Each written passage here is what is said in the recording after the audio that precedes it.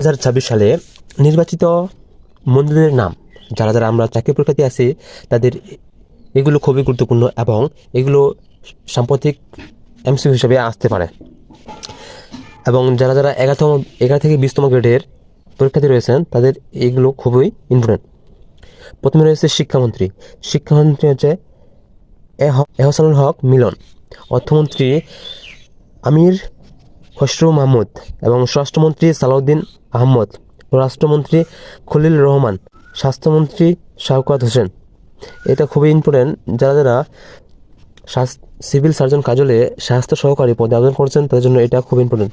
স্বাস্থ্যমন্ত্রী শাওকাত হোসেন, তথ্যমন্ত্রী জহির উদ্দিন স্বপন, ধর্মমন্ত্রী মোফাজ্জল হোসেন, ভূমিমন্ত্রী মিজানুর রহমান মিনু, পানি সম্পদ মন্ত্রী শহীদ উদ্দিন অ্যানি, সংস্কৃত মন্ত্রী নিতাই রায়চৌধুরী।